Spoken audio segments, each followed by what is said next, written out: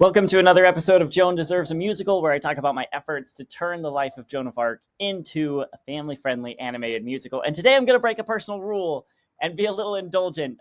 This rule has to do with hand dryers, which is weird. So when I was in high school, I was part of drama club, and my town was building a new high school. And they got the bond passed, and they approved the plans, and they were building it. And then budget cuts, they got rid of the performing arts center they were going to build. And a lot of us in town were really upset about this because the old high school at least had a stage. The new high school, we were going to be performing on risers in the cafeteria because they cut the performing arts center.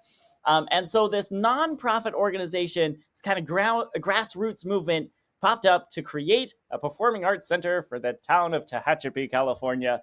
And once I went to one of their meetings, one of their planning meetings, and they were trying to figure out how to raise money for this thing. They were trying to figure out a proposal people would be interested in. And this meeting I went to, we spent most of the time debating whether the restrooms in the Performing Arts Center should have hand dryers or paper towels.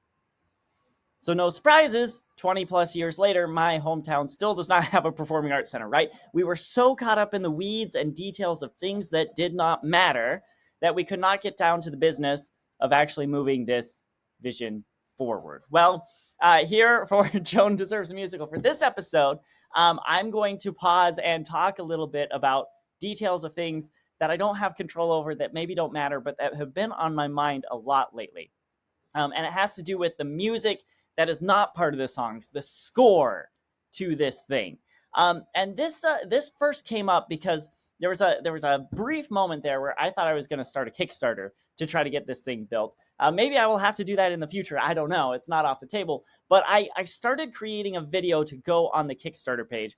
And I wanted to call out directly that people think of Joan of Arc as a tragic, dark story. And I want to make a family-friendly animated musical. And so I did this little thing where I showed clips of the silent movie version of Joan of Arc and said, Joan of Arc and family-friendly, and then showed like a clip of a happy cartoon and talked about how mentally this doesn't make sense to a lot of people. And then the bulk of the video was me explaining my vision for why it does make sense. But using a clip from a silent movie just put silence in the video, and it was weird. So I decided I was going to put some music in there. And here was my first attempt. Now, you might be thinking, Joan of Arc, family friendly. Joan of Arc, a musical?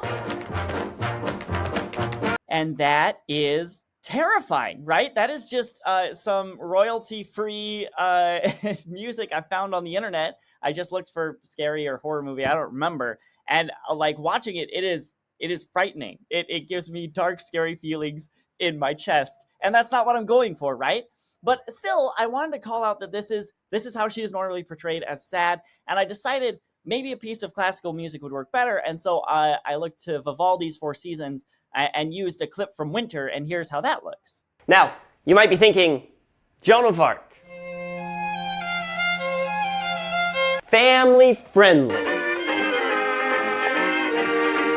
Joan of Arc, a musical? That to me is much better.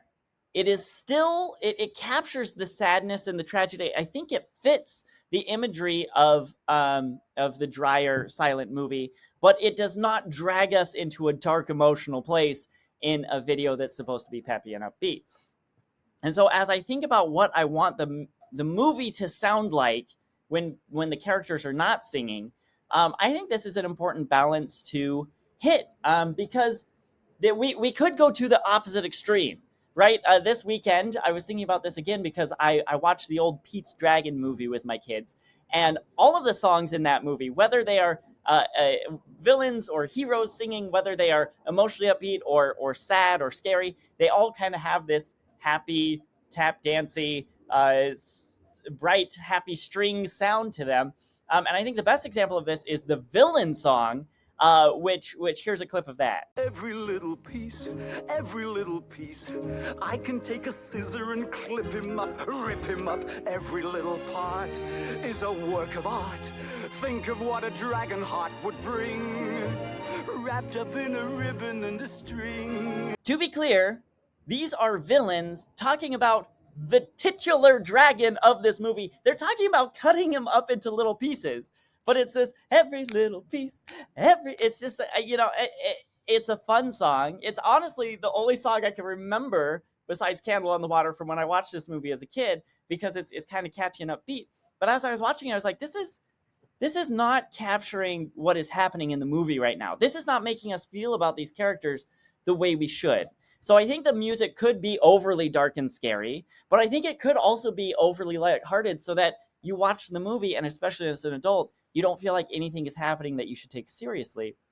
And so I think something like Vivaldi's Four Seasons, Winter from Vivaldi's Four Seasons, is kind of the tone that some of these things some of these scenes are going to require.